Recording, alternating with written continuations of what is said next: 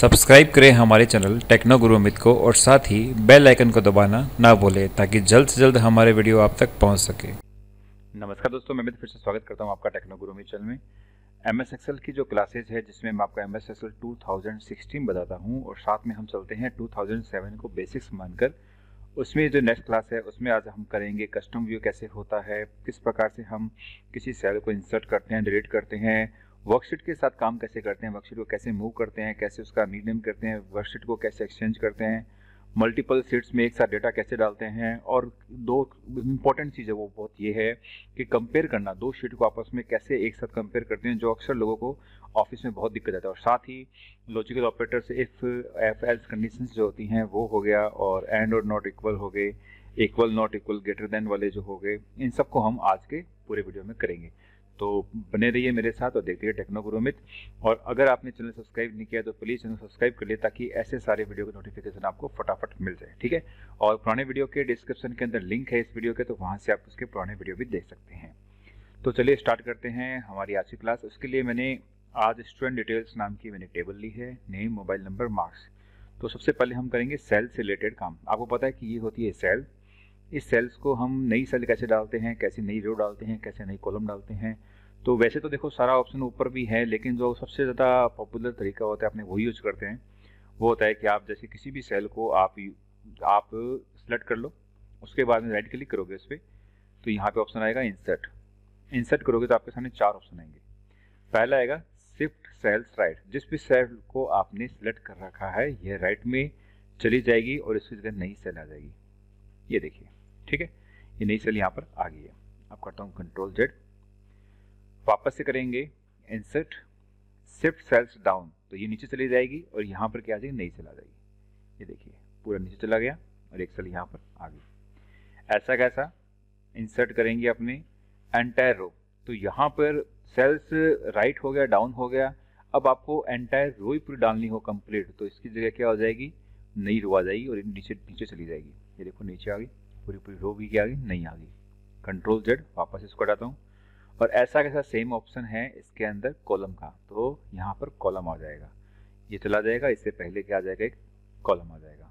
और एक और करना है आपको, तो यहाँ पे इंसर्ट करो एंटायर कॉलम, एक कॉलम और आ जाएगा। अब आपको दो कॉलम एक साथ में डालने हैं, तो आप दोनों कॉलम को सिलेक्ट करो। कैसे सिलेक्ट करोगे, यहाँ से फिर कंट्रोल दबा कर आप दोनों को सिलेक्ट कर सकते हो, ठीक है। दोनों को सिलेक्ट कर दिया और आप इस पे जाओगे इंसर्ट, ये देखो जैसे इंसर्ट करोगे दो के कितने हो गए, चार। फिर आप देखो कंट्रोल सेलेक्ट करो, 2 3 4, राइट क्लिक करो इंसर्ट, ये देखो कितने हो गए, 4 के 8। इस प्रकार से मल्टीपल कॉलम आप इसमें डाल सकते हो। सेम फॉर्मूला आपके लगेगा रोज के अंदर। रोज भी आप ऐसे सिलेक्ट कर सकते हो। अगर आपने 5-7 रो एक साथ सिलेक्ट कर ली ऐसे, और फिर आपने इंसर्ट किया इंसर्ट, तो ये देखो सारी रो एक साथ में क्या हो जाएगी, इंसर्ट हो जाएगी। तो इस प्रकार से आप इंसर्ट कर सकते हो, रो कॉलम को इंसर्ट कर सकते हो, साथ में किसी सेल को इंसर्ट कर सकते हो। अब देखिए बात करते हैं किसी भी कॉलम की विड्थ कैसे सेट करें। जैसे मैंने यहाँ पे लिखा बीकानेर, यहाँ लिखा भुवनेश्वर और यहाँ लिखा कैलकाटा। तो आप नोट कर सकते हो कि देखो बीकानेर कैलकाटा अपने बॉक्स में प्रॉपर फिट है, लेकिन भुवनेश्वर प्रॉपर फिट नहीं है। इसके लिए मुझे क्या करना पड़ेगा, इसके पास में जो राइट में ये जो एरो बन रहा है, इस पर आज जैसे एरो बन जाएगा उस पर डबल क्लिक करो, ये अपनी जितनी विड्थ है वो ले लेगा। अदरवाइज आप इसकी विड्थ को यहाँ से सेट कर सकते हो, देखो यहाँ से कम ज़्यादा कर सकते हो, ठीक है। इसी प्रकार से आप किसी भी रो की हाइट भी कम ज़्यादा कर सकते हो। तो उसके जैसे फॉर एग्जांपल मुझे इनकी हाइट क्या है, थोड़ी ज़्यादा चाहिए, देखो थोड़े मैं चाहता हूँ इनके बीच में गैप हो, एक लाइन के बीच में दूसरी लाइन के बीच में गैप ज़्यादा हो। उसके लिए अपने होम के अंदर फॉर्मेट पे जाते हैं, फॉर्मेट में रो हाइट अभी किसकी इतनी 20 है, तो आप इसकी कर दीजिए 30 करके ओके कर दीजिए। ये देखिए आप इनकी रो हाइट सबकी बढ़ चुकी है, ज़्यादा हो चुकी है। नीचे वाले में रो हाइट क्या है, उतनी है अभी भी, और इनमें रो हाइट ज़्यादा हो चुकी है। ऐसे आप किसी की रो हाइट भी बढ़ा सकते हो, कम कर सकते हो, ठीक है। तो ये रो का हो गया, सेल्स का हो गया। सेल कैसे आपको एडजस्ट करें, ये बहुत ध्यान से रखना। जो मेरे दो चीज़ होती है, एक तो रैप टेस्ट बताया था पिछली बार, रैप टेस्ट क्या काम करता है वापस बता दूँ आपको मैं। जैसे भुवनेश्वर इज ग्रेट सिटी, तो ये अभी क्या है आपका पूरा एक इसमें सेल में नहीं आ रहा है, हालांकि है इस सेल की वैल्यू लेकिन पूरी नहीं दिख रही है। तो आप क्या कर सकते हो, इस सेल में आकर रैप टेस्ट कर सकते हो। अब देखिए भुवनेश्वर इज ग्रेट सिटी पूरे एक सेल के अंदर आ गया, ठीक है। तो रैप क्या करता है, उसको उसी सेल के अंदर आगे लेके नीचे चला जाएगा। ठीक है, आप इसको हटा देते हैं यहाँ से, इन तीनों की जगह नहीं है, इनको करते हैं डिलीट। और अब आके चलते हैं अपने वर्कशीट पे आते हैं कि वर्कशीट से कैसे काम करते हैं। वर्कशीट देखो, ये आपको पता होगा कि ये जो सारी जो हम कर रहे हैं ये कहलाती है वर्कबुक। एक वर्कबुक में मल्टीपल क्या होती है, वर्कशीट होती है। तो आप इन वर्कशीट से कैसे काम करते हैं वो भी मैं आपको बताऊँ। इस सबसे पहले करते हैं वर्कशीट को इंसर्ट करना। तो यहाँ पे सीट 1 है, इसके पास में प्लस का निशान है, क्लिक करोगे एक नई वर्कशीट आ जाएगी, क्लिक करोगे नई वर्कशीट आ। लेकिन आप नोट कर रहे होगे वर्कशीट का नाम क्या हो रहा है, अलग हो रहा है, सीट 11 सीट 12। क्यों? क्योंकि इससे पहले मैंने जब वर्कशीट यूज की थी तो यहाँ पे 10 तक मैं बना चुका था, इसलिए ऑटोमेटिकली इसके बाद में क्या दे रहा है, 11 12। तो अब आप इनका नाम चेंज करना चाहते हो तो आप इस पर राइट क्लिक करो, किसी भी सीट पे ऊपर जाओ, रीनेम करो और वहाँ पे लिख दो शीट। अब आपके 2 है तो 2, ठीक है। फिर नेक्स्ट पे जाओ, आपको रीनेम करो सीट, सॉरी अपना चेंज हो गया यहाँ से, रीनेम, और यहाँ पे आ जाएगी सीट के अंदर शीट 3। इस प्रकार से आप नाम चेंज कर सकते हो। ठीक है, तो ये देखिए सीट 13, क्योंकि आप नाम चेंज कर रहे हो यहाँ से, और शीट ऑटोमेटिकली कौन सी डालता रहेगा, जो पहले से उसके जो सीरीज चल रही है वो शीट आपके डालता रहेगा इसमें। ठीक है, तो नाम चेंज करना आ गया, आपको सीट का नाम चेंज करना आ गया, इंसर्ट करना आ गया। अब बताओ सीट को कॉपी कैसे करते हैं। तो मैं यहाँ पे इस सीट का जो नाम है वो ले लेता हूँ एंड सीट, और पहली वाली सीट है, इसका डेटा है यहाँ पर। तो मैं चाहता हूँ कि इस सीट को मैं कॉपी कर दूँ एंड सीट में, या फिर यहाँ से दोनों के एंड सीट से जस्ट पहले एक सीट बन जाए। तो देखो क्या करते हैं, जिस भी सीट को आपको कॉपी या मूव करना है, मुझे इसको कॉपी करना है तो यहाँ पे राइट क्लिक करेंगे, यहाँ पे ऑप्शन आएगा मूव और कॉपी। तो अब आपको पूछेगा ये कि आपको पहली बात तो इसी बुक में, बुक 1 देखो ऊपर नाम क्या है, बुक 1, इसी बुक में आपको कॉपी करना है या फिर न्यू बुक में कॉपी करना है। फॉर एग्जाम्पल आपको इसी बुक में कॉपी करना है, और मूव टू एंड, सबसे लास्ट में आपकी ये सीट आनी चाहिए, मतलब एंड सीट के बाद। तो आप क्या करोगे, नीचे का ऑप्शन है क्रिएट ए कॉपी। अगर आपने क्रिएट ए कॉपी पे क्लिक किया तो इसकी कॉपी बनेगी, और अगर आपने इसको क्लिक नहीं किया तो ये मूव हो जाएगी, मतलब यहाँ से उठकर इधर आ जाएगी। तो आप डिपेंड करता है आप इसे क्रिएट ए कॉपी पे क्लिक करते हो या नहीं करते हो। जैसे फॉर एग्जाम्पल मैं भी कर रहा हूँ, तो जैसे ही मैंने इस पर क्रिएट कॉपी किया, ओके किया, तो देखो एंड सीट के बाद में एक सीट 1 2 नाम से एक अलग से कॉपी सीट आ गई, उसमें डेटा वही है जो सीट 1 डेटा है। ऐसे आप इसको कॉपी भी कर सकते हो। लेकिन मैं अगर इसको आप यहाँ से इसको मैं मूव करना चाहूँ तो कैसे करूँगा, यहाँ से move to end, create copy को इस बार मैं क्लिक नहीं करूँगा, ओके, देखो सीट 1 अपनी जगह से हल गई।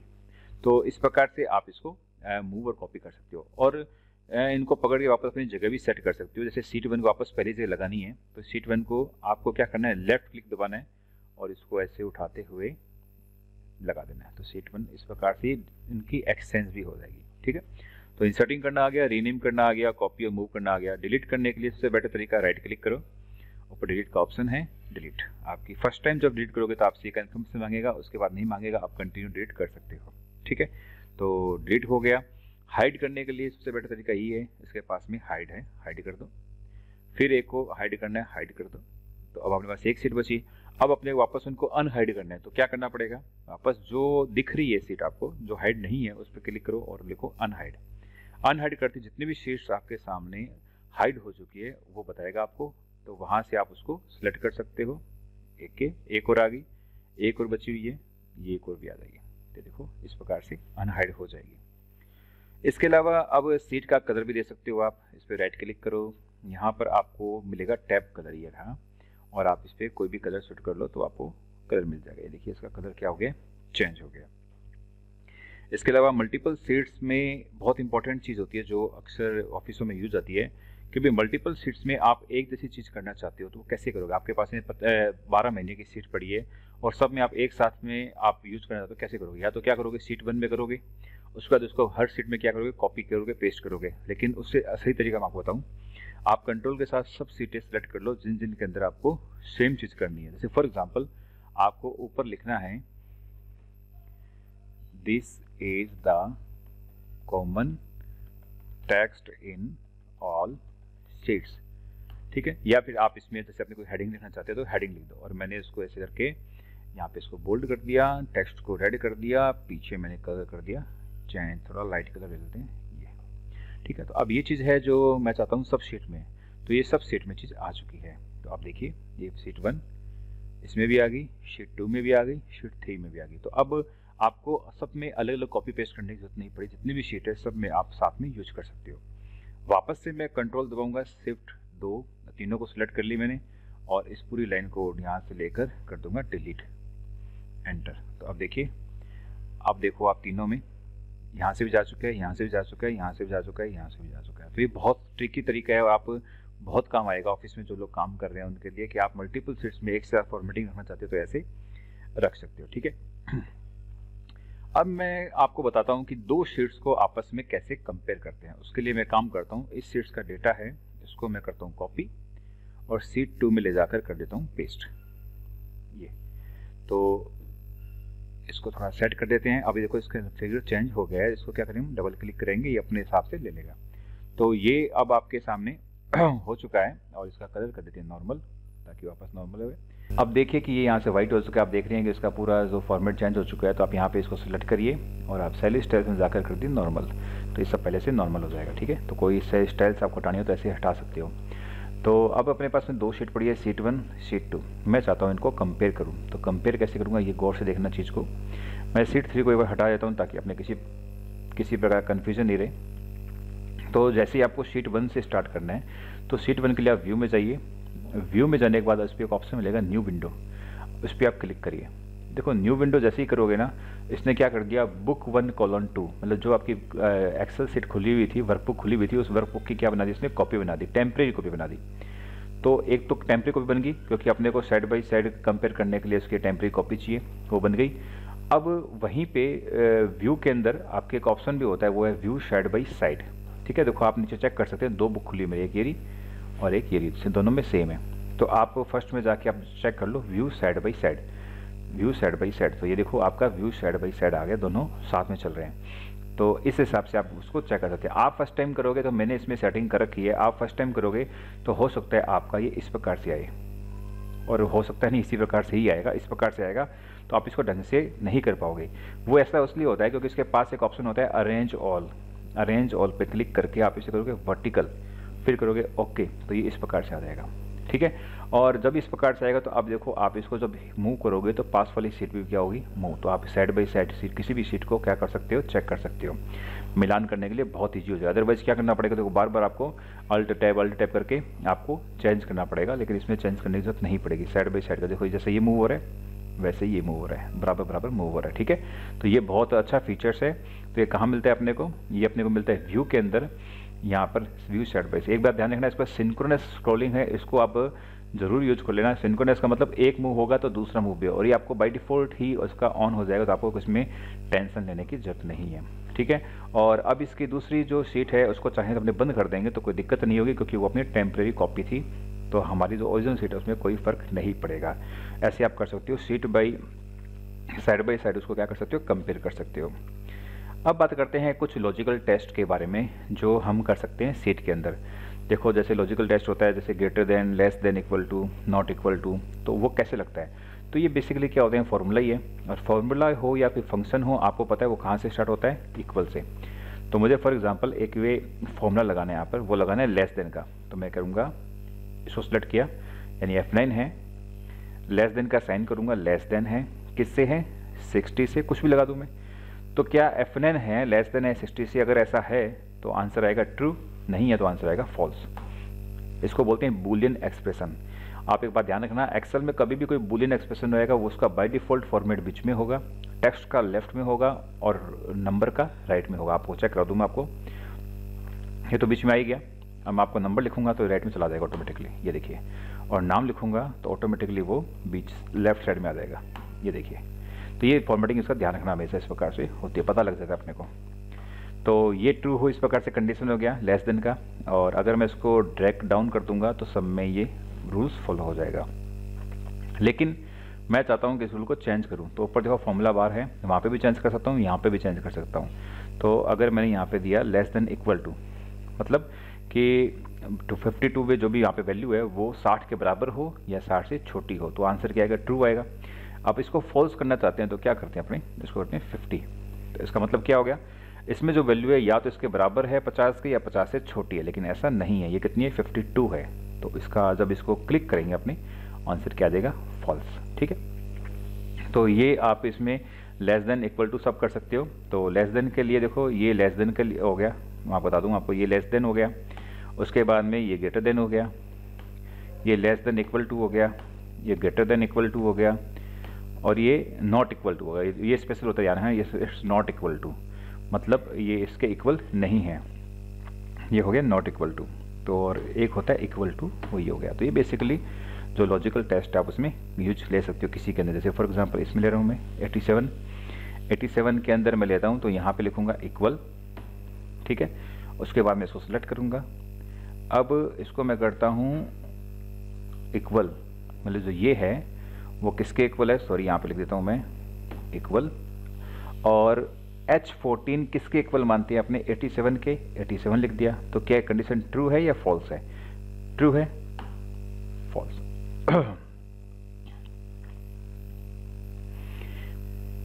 एक और करते हैं अपने 87 को लिया, 87 के लिए मैं यहाँ पे एक रूल लिख रहा हूँ, तो उसमें यहाँ इक्वल। अब बनेगा 87 F11 जो हमने ये डेटा लिया है, ये इक्वल किसके इक्वल है, 87 के। 87 के अगर ऐसा है तो ट्रू, अदरवाइज फॉल्स। ट्रू क्योंकि 87 के इक्वल है। ठीक है, तो इस प्रकार से आप ये लॉजिकल ऑपरेटर सारे यूज कर सकते हो। इसके साथ साथ आप इफ़ कंडीशन भी यूज कर सकते हो, मैं आपको बता देता हूँ सारी। इफ़ कंडीशन क्या होती है कि इसमें तो आप इफ़ कंडीशन को कंट्रोल कर सकते हो कि कोई आपने एक लॉजिकल एक्सप्रेशन बताया और उसको फिर इसमें यस हो या नो हो, आपका क्या आंसर रहेगा, तो वो भी आप उसमें देख सकते हो। तो देखो फॉर एग्जाम्पल मैं इसमें कर रहा हूँ इक्वल, इफ़ लिखा, टैब दबाया, इफ़ का पूरा आपका जो एक्सप्रेशन लिखने का तरीका वो आ जाएगा। आपको टैब दबाना है, एंटर नहीं दबाना। ठीक है, तो यहाँ पे लिखो सबसे पहले logical test.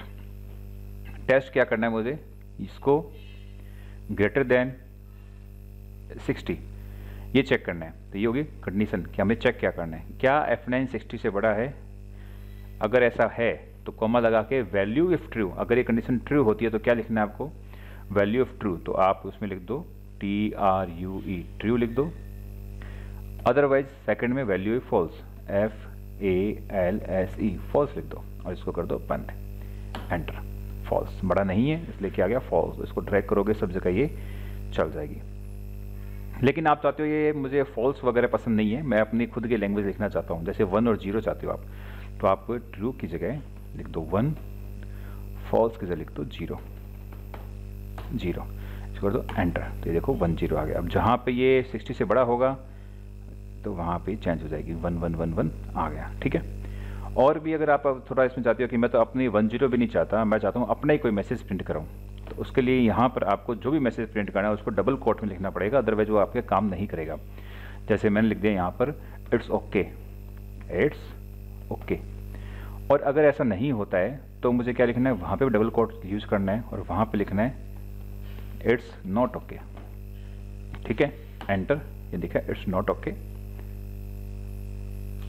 It's not okay, जहाँ पे बड़ा है वहाँ पे इट्स ओके। ठीक है, तो आप ऐसे यूज कर सकते हो इफ़ कंडीशन को लगाकर, कोई भी दिक्कत इसमें कुछ भी डाल सकते हो, येस नो भी लिख सकते हो। यहाँ पर आप चाहो तो 2 नंबर को जोड़ सकते हो, जैसे कि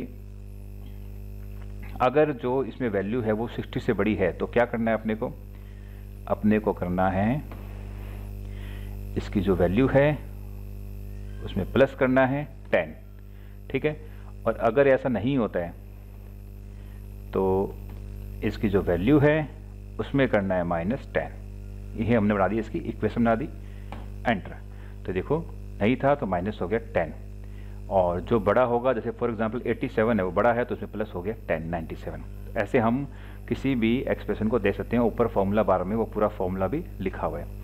इफ़ के अंदर आप नेस्टेड इफ भी बना सकते हैं, लेकिन आई थिंक वो उतना कोई काम में नहीं आएगा अगर आपको अच्छी प्रोग्रामिंग कर दो, अदरवाइज काम नहीं आता। वो एडवांस वीडियो है, उसके लिए मैं एडवांस एक्सेल की क्लासेस बनाऊंगा, तब आपको बताऊंगा मैं एडवांस से। लेकिन फिलहाल बेसिक प्रोग्रामिंग के अंदर इतना ही ऑफिस यूज़ के लिए बहुत होता है। तो मैं आपको बता दिया मैंने इफ़ कैसे लगाते हैं, इक्वल कंडीशंस कैसे लगाते हैं, सारी ये मैंने आपको समझा दी है। तो आई थिंक आपको ये वीडियो अच्छा लगा होगा। सारे मैंने आपको इसमें बता दिए हैं बेसिक चीज़ें, आप इसको अच्छे से करिए। और जो नेक्स्ट क्लास है उसके अंदर हम करेंगे फंक्शंस, फॉर्मूलेज और भी बहुत कुछ जो रोज़मर्रा की ज़िंदगी में एक्सेल के अंदर काम आते हैं, चाहे वो कोई एग्जाम हो और या फिर चाहे कोई ऑफिशियल वर्क हो। ठीक है, तो देखते रहिए टेक्नो गुरु अमित। वापस से कह रहा हूँ, अगर आपने चैनल सब्सक्राइब नहीं किया तो प्लीज़ चैनल को सब्सक्राइब करिए, लाइक करिए, शेयर करिए। धन्यवाद।